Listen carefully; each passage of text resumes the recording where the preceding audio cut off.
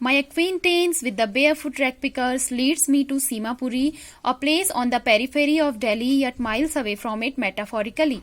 Those who live here are squatters who came from Bangladesh back in 1971. Sahib's family is among them. Simapuri was then a wilderness, it still is, but it is no longer empty.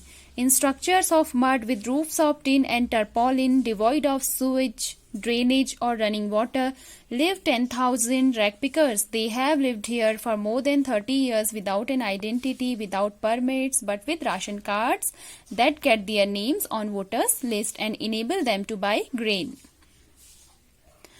Food is more important for survival than an identity. If at the end of the day we can feed our families and go to bed without an aching stomach, we would rather live here than in the fields that gave us no grain. Say a group of women in tattered saris when I asked them why they left their beautiful land of green fields and rivers. Wherever they find food, they pitch their tents that become transit homes. Children grow up in them, becoming partners in survival. And survival in Simapuri means ragpicking. Through the years, it has acquired the proportions of a fine art. Garbage to them is gold. It is their daily bread, a roof over their heads, even if it is a leaking roof. But for a child, it is even more. My acquaintance with the barefoot ragpickers leads me to Simapuri. जो writer है उसकी जो acquaintance, उसकी जो पहचान उन रैगपिकर्स के साथ, जो शूलेस रैगपिकर्स थे उनके साथ जो उसकी पहचान हुई, वो उनके साथ उनके घर सीमापुरी गई जहां वो रहते थे. A place on the periphery of Delhi eight miles away from it metaphorically. Periphery means outskirt. Delhi के आउटस्कर्ट्स पे ये सिचुएटेड था ये प्लेस, लेकिन बिल्कुल दिल्ली से एकदम different. Those who live here are squatters who came from Bangladesh back in 1971. जो लोग यहाँ रहते थे, जो लोग सीमापुरी में रहते थे, वो सभी लोग स्क्वेटर्स थे. स्क्वेटर्स मीन्स जो इलीगली किसी जगह पे रहते हैं, जो कि बांग्लादेश से यहाँ इंडिया आए हुए थे 1971 में. Sahib's family is among them. उनमें से ही एक परिवार साहिब का था. Seemapuri was then a wilderness. जब ये लोग 1971 में बांग्लादेश से यहाँ माइग्रेट होके आए थे, तो ये जो जगह थी, जो सीमापुरी थी, वो एकदम वेस्ट लैंड थी. It still is. अभी भी ये एकदम बंजर भूमि है, but it is no longer empty. लेकिन अब ये बिल्कुल भी खाली नहीं है, क्योंकि यहाँ ऐसे लोग रहने लगे हैं. In structures of mud with roofs of tin and tarpaulin, devoid of sewage, drainage और running water, live 10,000 रैगपिकर्स.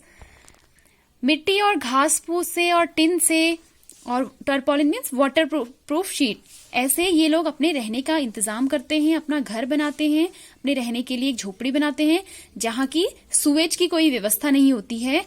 Sewage means जो वेस्ट मटेरियल घर से नालियों के द्वारा बाहर जाता है, वहां ऐसी कोई फैसिलिटी नहीं अवेलेबल है. ड्रेनेज की कोई फैसिलिटी नहीं है, और रनिंग वाटर, और उनके लिए कोई भी रनिंग वाटर वहां पे आता नहीं है. लिव 10,000 रैगपिकर्स. और ऐसी सिचुएशन में सीमापुरी में लगभग 10,000 रैगपिकर्स रहते हैं. They have lived here for more than 30 years without an identity. इस जगह पे लगभग 30 साल से भी ज्यादा इन्होंने बिना आइडेंटिटी के, बिना परमिट के गुजार दिए, बट विद राशन कार्ड्स. लेकिन पॉलिटिशियंस ने इन्हें राशन कार्ड्स प्रोवाइड कराए हैं with that get their names और वोटर लिस्ट, जिसमें वोटर लिस्ट में इनका नाम आ जाता है राशन कार्ड अवेलेबल होने की वजह से. And enable them to buy grain. और ये अपने लिए अनाज ला पाते हैं. राशन कार्ड से जो अनाज मिलता है वो इन्हें मिल जाता है, और ये वोट भी डाल पाते हैं, जो कि पॉलिटिशियंस की एक पॉलिसी है. Food is more important for survival than an identity. Of course जो फूड है वो आइडेंटिटी से ज्यादा जरूरी है किसी भी इंसान के जिंदा रहने के लिए, सर्वाइव करने के लिए इस वर्ल्ड में. If at the end of the day we can feed our families and go to bed without an aching stomach, we would rather live here than in the fields that give us no grain. Say a group of women in tattered saris when I asked them why they left their beautiful land of green fields and reverse.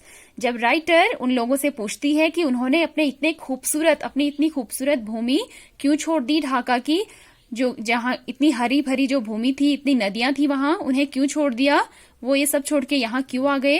तो उस group में जो महिलाएं थी उनमें से एक औरत, वहां पे जो महिलाओं का एक ग्रुप था, विमेन का ग्रुप था, और जिनकी साड़ियां कैसी थी, एकदम टॉर्न थी, फटी हुई थी, टैटर्ड थी। उन लोगों का कहना ये था कि यहाँ रह के वो लोग अपना और अपने बच्चों का पेट भर पाते हैं। वो ऐसी जगह पे क्या करते हैं जहां उन्हें खाने के लिए भी कुछ नहीं मिलता। यानी कि यहाँ जहां वो सीमापुरी में रहते थे उन्हें राशन कार्ड्स प्रोवाइड किए गए थे, जिससे उन्हें थोड़ा बहुत अनाज मिल जाता था, और थोड़ी बहुत वो अपनी सर्वाइवल के लिए रैक पिकिंग का काम करते थे, जिससे कि एटलीस्ट उनका पेट भर जाता था। Wherever they find food, they pitch their tents that become transit homes. Transit homes means temporary homes. जहां भी उन्हें ये लगता कि यहाँ उन्हें खाने का कुछ उनका इंतजाम हो सकता है, खाने के लिए कुछ मिल सकता है, they pitch their tents. वहां वो अपने टेंट्स गाड़ देते and become transit homes. और वहां अपने टेम्परेरी घर बना लेते।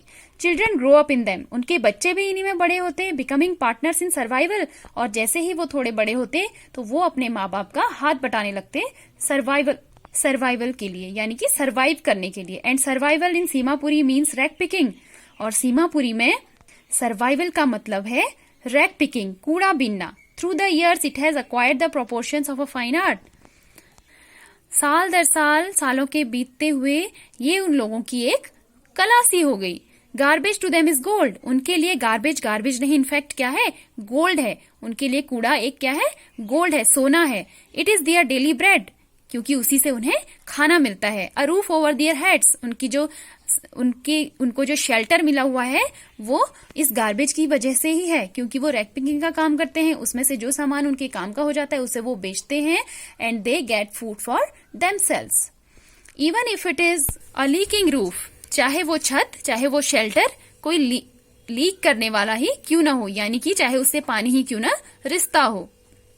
But for a child it is even more, लेकिन एक बच्चे के लिए ये शेल्टर भी बहुत मायने रखता है। सीमापुरी में इतनी ज्यादा गरीबी है, इतनी ज्यादा पॉवर्टी है कि वहां के लोगों के लिए ये सब छोटी छोटी प्रॉब्लम्स नहीं है। इनफैक्ट एक लीकिंग रूफ यानी कि टपकती हुई छत भी उनके लिए बहुत ज्यादा कीमती है। और garbage to them is gold, they consider garbage as gold. I sometimes find a rupee, even a 10 rupee note, Sahib says, his eyes lighting up. Sahib कहता है कभी कभी मुझे तो गार्बेज से 1 रुपया भी मिल जाता है, और कभी तो 10 रुपये का नोट भी। ऐसा कहते हुए उसकी आंखें एकदम चमक जाती हैं। When you can find a silver coin in a heap of garbage, you don't stop scrounging, for there is a hope of finding more. जब तुम्हें एक सिल्वर कॉइन यानी कि एक चांदी का सिक्का, राइटर यहाँ पे एक एग्जाम्पल दे रही है कि अगर हमें एक चांदी का सिक्का किसी गार्बेज में मिल जाए, you don't stop scrounging means search करना, तब भी तुम ढूंढना नहीं छोड़ते हो। For there is hope of finding more, क्योंकि तब ऐसा लगता है कि अरे एक सिल्वर कॉइन मिल गया तो एक और मिल सकता है। It seems that for children garbage is a meaning different from what it means to their parents. ऐसा लगता है उन बच्चों को देख के कि उनके लिए गार्बेज का, उनके लिए कूड़े का एकदम डिफरेंट मीनिंग है, जबकि उनके पेरेंट्स के लिए इसका बहुत अलग मतलब है। उनके पेरेंट्स के लिए एक बस सर्वाइवल की थिंग है, जबकि बच्चों के लिए ये एक एडवेंचरस काम है। उन बच्चों को गार्बेज में से रैक पिकिंग करना एक एडवेंचरस काम सा लगता है। For the children it is wrapped in wonder, क्योंकि बच्चों के लिए रैक पिकिंग किसमें लिपटी हुई है, वंडर में, आश्चर्य में। For the elders it is a means of survival, और जो बड़े हैं उनके लिए सिर्फ ये सर्वाइवल का मीडियम है, सर्वाइवल का माध्यम है। One winter morning, I see Sahib standing by the fenced gate of the neighborhood club watching 2 young men dressed in white playing tennis. I like the game, he hums, content to watch it standing behind the fence. I go inside when no one is around. He admits the gatekeeper lets me use the swing. One winter morning, एक जाड़े की सुबह, I see Sahib standing by the fenced gate of the neighborhood club. पड़ोस में ही जो एक club था वहां पे उसने साहिब को खड़ा हुआ देखा, जिसकी की जो गेट था यानी कि जो क्लब था वो चारों ओर से फेंस्ड था, चारों ओर से वो बंद था। तो साहिब जो था वहां पे गेट के यहाँ पर खड़ा था, watching 2 young man dressed in white playing tennis. वो 2 यंग आदमी जो थे वहां पे व्हाइट कलर की ड्रेस में थे और वो टेनिस खेल रहे थे। I like the game he hums, उसने कहा मुझे ये गेम बहुत पसंद है। Content to watch it standing behind the fence, दीवार के पीछे से ही वो इसे देखने से ही बहुत संतुष्ट था, संतुष्टि से वो देख रहा था। I go inside when no one is around, he admits, और ये भी मानता है, जो साहिब है वो एडमिट करता है, वो ये मानता है कि जब यहाँ कोई भी नहीं होता ना तो मैं अंदर चला जाता हूँ। The gatekeeper lets me use the swing, जो गेट कीपर है यहाँ पे वो मुझे स्विंग यूज करने देता है, स्विंग में बैठने, झूला यूज करने देता है, झूला मुझे झूलने देता है। Sahib too is wearing tennis shoes that look strange over his discolored shirt and shorts. Someone gave them to me, he says, in the manner of an explanation, the fact that they are discarded shoes of some rich boy who perhaps refused to wear them because of a hole in one of them does not bother him. For one who has walked barefoot, even shoes with a hole is a dream come true. But the game he is watching so intently is out of his reach. Sahib too is wearing tennis shoes that look strange over his discolored shirts and shorts. उसके मैले कुचेले कपड़ों के नीचे जो साहिब ने tennis shoes पहने हुए थे और वो एकदम अजीब से लग रहे थे क्योंकि उसके कपड़े एकदम गंदे से थे, डिस्कलर्ड थे, मैले थे। Someone gave them to me, he says in the manner of an explanation. जब राइटर ने उसके जूते देखे तो साहिब ने उसे एक एक्सप्लेनेशन दिया। साहिब ने कहा कि ये जूते मुझे किसी ने दिए। The fact that they are discarded shoes of some rich boy, actually बात ये थी कि वो किसी अमीर लड़के के, किसी अमीर बच्चे के फेंके हुए जूते थे, रिजेक्ट किए हुए जूते थे। Who perhaps refuse to wear them because of a hole in one of them, शायद उस बच्चे ने, उस रिच बॉय ने इन्हें पहनने से इसलिए मना कर दिया था क्योंकि इनमें से एक शूज में एक होल था, छेद था। But it does not bother him, लेकिन इस बात से जो साहिब है वो बिल्कुल भी परेशान नहीं होता है। For one who has walked barefoot even shoes with a hole is a dream come true, एक ऐसा बच्चा जो अब तक हमेशा बेयर फुट था, शूलेस था, उसके लिए एक शू में छेद होना भी ऐसे जूते मिल जाना जिसमें छेद था वो भी ऐसा था मानो it just a dream come true for him, ऐसा लगा मानो कि ये उसका जैसे सपना सच हो गया हो। But the game he is watching so intently is out of his reach, लेकिन जो ये गेम, वो फेंस्ड गेट के यहाँ पर खड़े होकर जो वो टेनिस का गेम देख रहा था, इतने ज्यादा तन्मयता के साथ, इतने ज्यादा इंटेंटली, वो उसकी पहुंच से एकदम बाहर था। Means Sahib wants to play tennis but he can't because of poverty, he is that poor that he can't afford playing tennis. Okay, moving on next, moving on to the next parry. This morning Sahib is on his way to the milk booth. In his hand is a steel canister. I now work in a tea stall down the road, he says, pointing in the distance. I am paid 800 rupees and all my meals.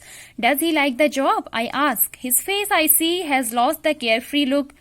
The steel canister seems heavier than the plastic bags he would carry so lightly over his shoulder. The bag was his. The canister belongs to the man who owns the tea shop. Sahib is no longer his own master. This morning Sahib is on his way to the milk booth. इस सुबह writer ने साहिब को milk booth की ओर जाते हुए देखा। In his hand is a steel canister, उसके हाथ में एक स्टील का कैनिस्टर है। I now work in a tea stall down the road, he says, pointing in the distance. इशारा करते वो कहता है कि अब मैं एक चाय की दुकान पे काम करता हूं जो कि एकदम जो रोड से नीचे है। I am paid 800 rupees and all my meals, जो मालिक है वहां का, जो बॉस है, मुझे 800 रुपये देता है और मैं वहीं खाना भी मैं वहीं खाता हूँ। Does he like the job, I ask, मैंने उससे पूछा, do you like this job, क्या तुम्हें ये नौकरी पसंद है।